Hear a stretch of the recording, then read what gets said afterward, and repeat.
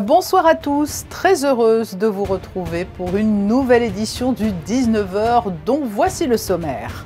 Alors que nous sommes au cœur d'une 5e vague de Covid, certaines professions sont de nouveau confrontées à des difficultés d'organisation ou doivent se soumettre aux indispensables règles sanitaires en vigueur. Nous verrons notamment comment le monde de la nuit s'est adapté. Nous serons avec le directeur du MK Club, Mehdi Anthony. Elle sera quant à elle sur la scène du théâtre Princesse Grace demain, jeudi, où aux côtés de la comédienne Judith Henry, elle livrera les témoignages de femmes célèbres sur leur parcours, sur ce qui les a construits. La comédienne Julie Gaillet sera notre deuxième invitée. Elle nous expliquera comment elle s'est approprié ces témoignages recueillis par la journaliste du Monde, Annick Cogent. Le pavillon de Monaco accueille tout au long de la durée de l'exposition universelle de Dubaï de nombreux acteurs des différents secteurs de la principauté, économique, politique, mais aussi culturelle. L'artiste Jeanne Gemayel, résidente monégasque, met actuellement la dernière main à l'exposition qu'elle présentera sur place en janvier prochain. Nous l'avons rencontrée dans son atelier. Une douce et gourmande tradition. Savez-vous quels sont les 13 desserts incontournables le soir de Noël? Réponse dans ce journal, dans le reportage consacré au goûter de Noël donné mardi, place du Palais.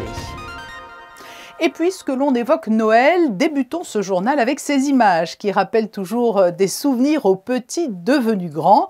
C'est chaque année avec des étoiles dans les yeux que les enfants de Monaco se rendent à cette période au Palais Princier. Bonsoir Alexandra Pani.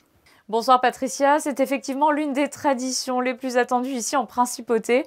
Chaque année, avant le véritable passage du Père Noël, le prince souverain reçoit les enfants monégasques au Palais Princier pour leur offrir à chacun un cadeau. Jusqu'à leurs 13 ans. Compte tenu de la crise sanitaire, cette année encore, la distribution de cadeaux s'est déroulée dans la cour d'honneur du Palais Princier. Et vous le voyez sur ces images, c'était en présence du prince héréditaire Jacques et de la princesse Gabriella. La princesse Stéphanie était également accompagnée de 2 de ses enfants pour l'occasion, Louis Ducruet et Camille Gottlieb. Attention, notez-le, à l'approche des vacances notamment, l'Italie a modifié la réglementation pour entrer sur son territoire. Comme beaucoup de pays européens, il faudra dorénavant présenter un résultat négatif d'un test antigénique de moins de 24 heures ou PCR de moins de 48 heures, ainsi que remplir le Passenger Locator Form pour toutes les personnes voyageant en Italie, y compris les personnes présentant un schéma vaccinal complet. Mais rassurez-vous, en tant que frontaliers, nous faisons partie des quelques exceptions. Si nous souhaitons juste transiter pour une durée de moins de 36 heures, aucun test n'est demandé. L'application Monapass récompensée lors du palmarès VRT des mobilités. L'événement se déroulait à Paris la semaine dernière et la Principauté a été récompensée dans la catégorie mobilité numérique pour le lancement en mai dernier de Monapass, une application de mobilité tout en un qui permet de gérer ses abonnements et ses déplacements en ville. Plus de 350 industriels, start-up, organismes publics ou opérateurs étaient présents, comme le groupe SNCF, Mappy ou Airweb. Et enfin, un point info chantier, la circulation sera très prochainement rétablie rue Platy. La rue Platy était fermée du numéro 4 au numéro 26 et accessible en sens montant uniquement du numéro 29 bis à 51 depuis le mois de juillet pour des travaux sur les réseaux de la zone. Bonne nouvelle pour les riverains, la circulation sera rétablie dans le sens descendant à partir du 20 décembre à 7 h du matin. Il fait partie des secteurs les plus lourdement impactés par la crise de la Covid et ce depuis le début de la pandémie. Le monde de la nuit a bien du mal à entrevoir le bout du tunnel. Il faut se conformer aujourd'hui à des restrictions et face à la difficulté de les mettre en œuvre, certains ont fait le choix de fermer en attendant un assouplissement. Nous sommes avec le directeur du MK Club. Bonsoir Mehdi Anthony. Bonsoir. Vous faites partie des professions impactées de nouveau par la Covid, alors que sévit actuellement une 5e vague. Comment vous êtes-vous organisé ? Alors là, actuellement, on a fermé l'établissement, du coup, vu que les règles nous empêchent d'exploiter l'activité discothèque, en fait, tout simplement. Donc, on ne s'est pas vraiment adapté, juste on a fermé les portes jusqu'à ce qu'on ait de nouvelles mesures qui se mettront en place pour notre activité. Et est-ce que la saison hivernale, pour vous, traditionnellement, elle est importante dans ce secteur ? Pour nous, en ce qui concerne le MK, oui, c'est notre plus grosse saison parce que nous, on marche beaucoup avec les gens de Monaco, avec les locaux.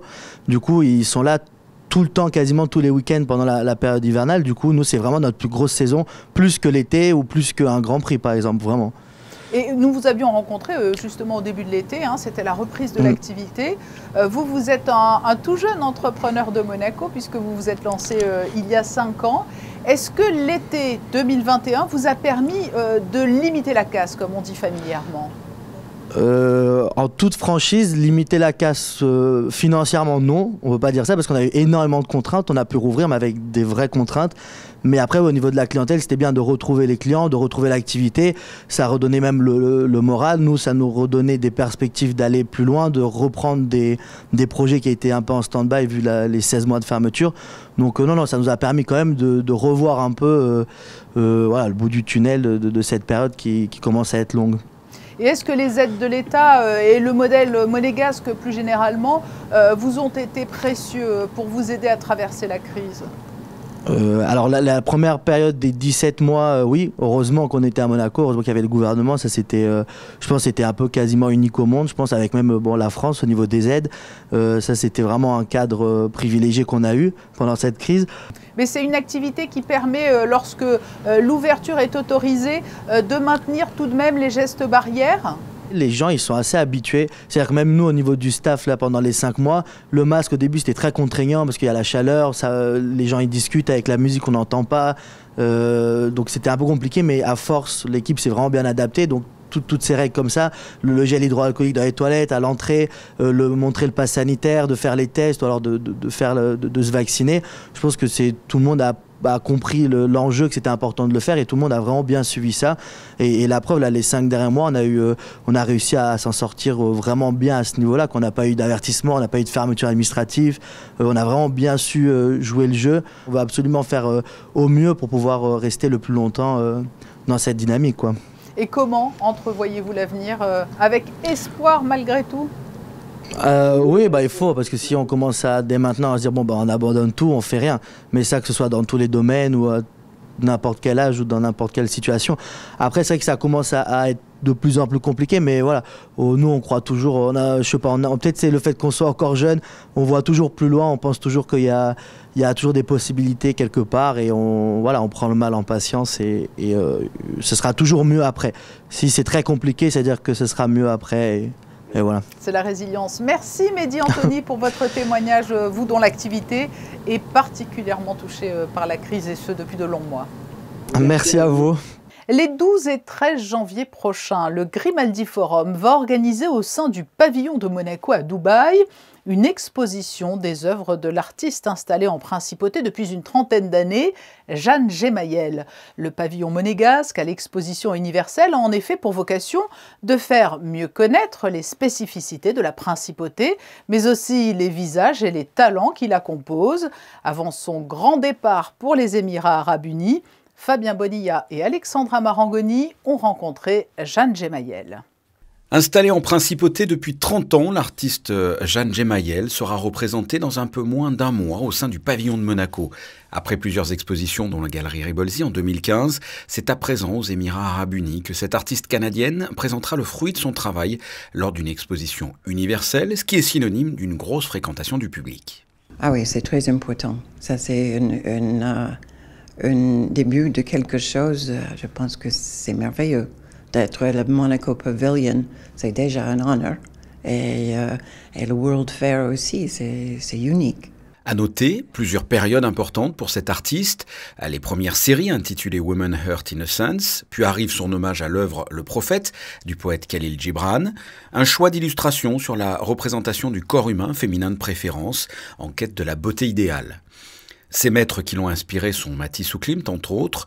Autre période de Jan Gemayel, les Black Box, ces coffrets intimes où l'artiste collecte avec minutie toute la substance de son travail. Citations, coupures de presse, associations d'idées et de couleurs. Avec la série News as Muse, à partir de 2016, l'œuvre de Jan Gemayel opère un virage. L'insertion des actualités du monde que l'artiste saisit de plein fouet à travers la presse internationale insuffle à son dessin une valeur documentaire. Ce qui était célébration poétique et spirituelle dans l'œuvre Le Prophète devient douleur et condamnation dans sa série News as Muse. La première chose, c'était juillet 2016, avec la Totin à Nice. Je refais le journal et après, c'était tellement triste que je fais tout en doré. Et je commençais avec cette tristesse et après, je commençais avec le New York Times. 25 œuvres de Jan Gemayel seront exposées au sein du pavillon de Monaco à l'exposition universelle de Dubaï, où un espace sera transformé en galerie d'art les 12 et 13 janvier prochains. S'exprimer à travers l'art, certains le font donc avec des pinceaux, d'autres en musique, et puis il y a ceux qui jouent face à une caméra ou au théâtre. C'est le cas de Julie Gaillet. La comédienne sera sur la scène du théâtre Princesse Grace jeudi soir pour présenter le spectacle « Je ne serais pas arrivée là si ». Un recueil de témoignages de femmes célèbres qui ont fait l'objet d'un livre écrit par la journaliste Annick Cogent. Julie Gaillet est notre invitée. Bonsoir. Bonsoir. Vous serez sur la scène du théâtre Princesse Grace jeudi pour délivrer ces témoignages marquants recueillis par Annick Cogent. Ce n'est pas un exercice de théâtre tout à fait comme les autres. Comment l'avez-vous appréhendé ? Oula, alors moi j'ai fait beaucoup de cinéma et ça faisait très longtemps que je n'avais pas joué au théâtre. J'avais repris le théâtre sur une scène avec des camarades et on jouait des scènes. Donc, comme on pourrait dire, il y avait un peu le quatrième mur. Même si on sait que le public est là. Là, on est vraiment face au public. Ils sont légèrement éclairés et on leur parle. C'est vraiment une transmission. C'est pas une lecture puisqu'on devient un peu ces personnages de femmes très forts et ça donne un trac fou parce qu'on est vraiment avec le public. C'est un échange ensemble. Judith Henry qui est à vos côtés signe elle la mise en scène. C'est un duo qui a trouvé ses marques tout de suite, ça colle entre vous, hein, on sent beaucoup de tendresse. Oui, la sororité, comme dirait Gisèle Halimi, qui ouvre le spectacle, et donc c'est Judith qui d'ailleurs l'incarne. On se passe le micro puisqu'on est chacune à notre tour Annick Cogent, la journaliste qui pose des questions, et puis chacune l'interviewée. Moi, j'adore Judith. Je pourrais faire le tour du monde. J'espère qu'il y aura pas mal de jeunes. En tout cas, c'est vrai que pour les lycéens, ça fait beaucoup d'écho. C'est assez fort. Donc, n'hésitez pas à venir avec des jeunes autour de vous. On discute souvent après le spectacle. Il y a beaucoup d'échanges. Dans cette période où la question de la place des femmes est souvent utilisée par certains pour nous opposer, là c'est un spectacle où on sent cette sororité ou cette vraie amitié entre Judith et moi. Oui, parce que pour résumer le propos, il y a donc les témoignages de plusieurs figures féminines autour de questions qui portent sur la façon dont elles se sont construites. Quels sont le témoignage qui vous a le plus touché, le plus ému ? Je dirais la première que j'incarne, qui est Amélie Nothomb, qui n'est pas donc féministe, mais qui a eu un parcours effectivement. Il n'y a pas cette idée seulement de femme puissante, parce que je ne serais pas arrivée là où elles sont, donc effectivement reconnues dans leur métier, mais elles sont passées par des moments difficiles et comment elles ont rebondi. Donc, en fait, au contraire, on se sent très proche d'elles et on se dit « Ah, elles aussi ont vécu ça, elles ont vécu ça. » Et je dois dire que je ne connaissais pas bien Amélie Nothomb et elle m'a bouleversée. Alors, ce qu'il faut préciser, c'est qu'il a fallu faire des choix par rapport au livre d'Annick Cogent. On ne trouve là que 6 grands témoignages. Elles sont toutes très différentes. Mais au final, le fil rouge, c'est peut-être ce qui relie tous ces témoignages, ou pas du tout, vous me le direz, mais c'est bien évidemment le fait qu'il s'agisse de femmes. C'est un dénominateur commun, qui les a desservies ou non ?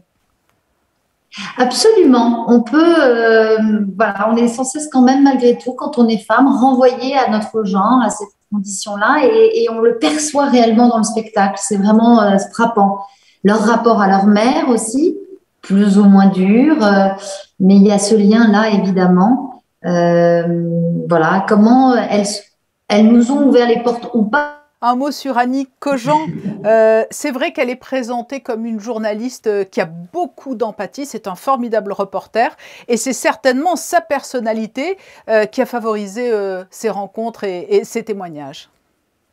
Ah oui, complètement. Elle est formidable. Elle arrive à faire dire à certaines qui ne parlent pas forcément facilement se livrer. Et donc, on découvre complètement ces femmes. Moi, il y avait des choses, vraiment, je ne savais pas beaucoup de choses. Et c'est la force d'Annick. Annick, elle a cette écoute. Elle fait parfois des interviews de 5 heures et elle arrive à les résumer avec une écriture merveilleuse. Je sais que tout le monde repart en disant « Ah, nous, on va acheter le livre tout de suite », puisqu'en plus, il est sorti en poche. Mais il y a 33 portraits, je crois, dans le livre. Donc, voilà, il a fallu faire des choix. Vous vous attendez certainement à cette question, Julie Gaillet. Si je vous demandais à vous ce qui a aiguillé votre vie, que me répondriez-vous ? Je ne serais pas arrivée là si, en tout cas, dans les grands moments de ma vie, c'est vrai que moi, je viens du chant lyrique et que j'avais une passion pour la calasse et que je voulais plus jouer. Et puis, un jour, en voulant chanter, interpréter plus, j'ai pleuré et je me suis rendu compte qu'on ne pouvait pas chanter et pleurer. On peut jouer et pleurer, mais pas chanter et pleurer. Et j'ai choisi le jeu. Et voilà, donc aujourd'hui, j'écoute beaucoup de musique, mais je ne chante plus. Merci beaucoup, Julie Gaillet, d'avoir accepté notre invitation. Rendez-vous est pris jeudi soir sur la scène du théâtre Princesse Grace pour ce spectacle. Je ne serais pas arrivée là si, avec Judith Henry. Merci beaucoup, merci infiniment. Nous retrouvons Alexandra Pani pour le deuxième point info de ce journal et le résultat d'une étincelante vente de bijoux. Et qui a remporté un franc succès, Patricia. 78% des lots ont été adjugés. C'était l'Hôtel des Ventes de Monte-Carlo qui a organisé ces 2 sessions de bijoux dimanche et lundi dernier. Des bijoux anciens, des pièces signées, mais aussi des gemmes rares.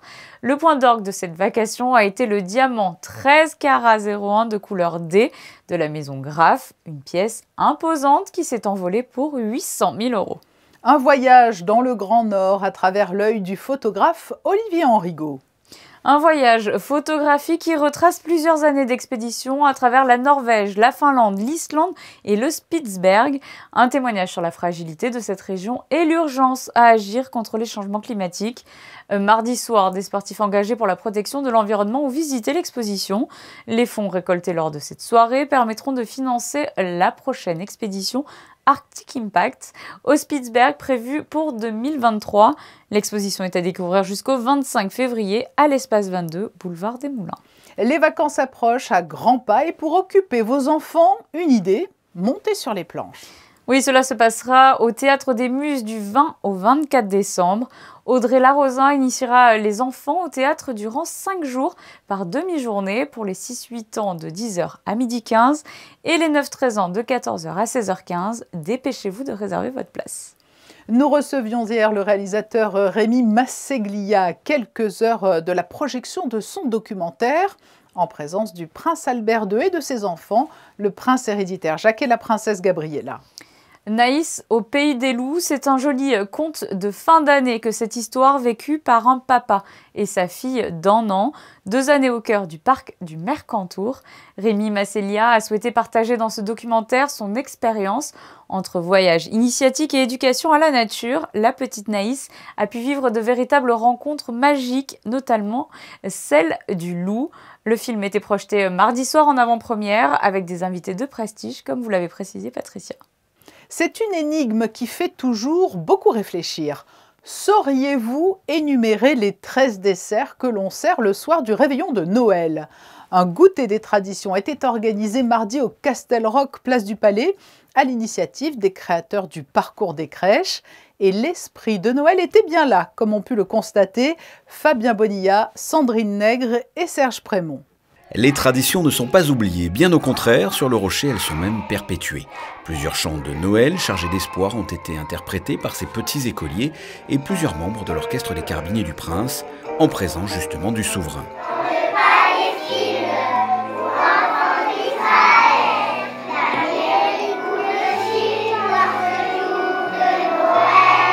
On l'a toujours voulu simple, convivial et chaleureux, où du plus petit au plus grand, tout le monde chante Noël. Si vous voulez, ça fait un temps de pause dont tout le monde a bien besoin en ce moment. Et si vous voulez, ça rappelle à tout le monde quand même ce qu'est l'essentiel de Noël, avec la fraîcheur de l'enfance. Ça rappelle beaucoup de souvenirs à beaucoup d'adultes. Et parmi ces souvenirs, certains sont aussi d'ordre culinaire, avec les fameux 13 desserts provençaux. Petite piqûre de rappel pour celles et ceux qui en auraient oublié certains. C'est un symbole qui est totalement religieux puisque ça représente le Christ et les 12 disciples. C'est bien ça l'origine et c'est pour ça qu'au milieu des 13 desserts qui sont très symboliques chacun, vous avez cette fameuse pompe à huile, si vous voulez, avec une croix incisée dans la pompe, qui signifie un peu en effet tout le mystère de la nativité et après de la mort et de la résurrection du Christ. Et au milieu de cela, vous avez les amandes, les figues sèches, les noix, les noisettes, qui représentent les ordres mendiants. Si vous voulez, chaque fruit a un symbole. Un symbole, ou plus exactement des symboles, qu'il est bon de se remémorer dans une ambiance joyeuse. Ce fut le cas ici au Castel Roch, à 2 pas de la place du Palais. Voilà donc, petit mémo, les fruits secs, les fruits confits, la pâte de coin, le nougat, les mandarines sont acceptés. Il faut également disposer 3 nappes, 3 bougies ou chandeliers et 3 coupelles de blé de la Sainte Barbe sur votre table de Noël. Les 13 desserts symbolisent les convives qui ont pris part à la scène, le repas rassemblant les apôtres autour du Christ. Et si vous alliez au cinéma ce week-end, dimanche 19 décembre à 11 h au Grimaldi Forum, sera projeté le film Les Enfants d'Isadora, dans le cadre du cycle Danse et Cinéma avec l'Institut Audiovisuel, en partenariat avec les Ballets de Monte-Carlo. Retrouvons tout de suite Vincent Vatrican et Fabien Bonilla pour nous parler de ce film. Vincent Vatrican, bonsoir. Bonsoir Fabien. Aujourd'hui, nous allons parler du film Les Enfants d'Isadora. C'est un film de 2019. Qu'est-ce que ce film? C'est un ovni, ce film de Damien Manivelle, que j'ai découvert au moment de sa sortie. Vous l'avez dit, c'est un film récent. Et c'est un film qui a une approche de la danse extrêmement sensible. Il faut rappeler que ce film, nous le projetons dans le cadre du partenariat avec les Ballets de Monte-Carlo. Et l'idée avec eux, c'est de montrer comment la danse peut être figurée au cinéma. Il y a différentes façons. On a passé des comédies musicales américaines, on a passé des films français également. Là, l'approche est vraiment différente, puisque c'est au travers du regard de 4 femmes qu'on va s'approprier d'une certaine manière cette danse restée célèbre d'Isadora Duncan qui s'appelle La Mer. Est-ce que ça part d'un drame à la base? Voilà, ça parle d'un drame puisque cette pièce, elle a imaginé, écrit et donné en 1921, lors d'un séjour en Russie. Ce spectacle, cette chorégraphie, elle a imaginé à partir d'un choc émotionnel qu'elle a reçu avec la perte de ses enfants tragiquement en 1913.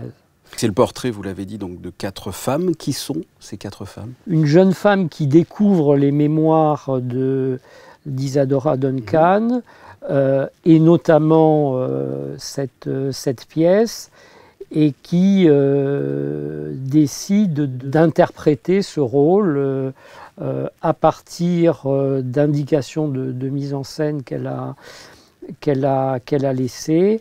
Donc on la voit en répétition, en train de devenir ce personnage.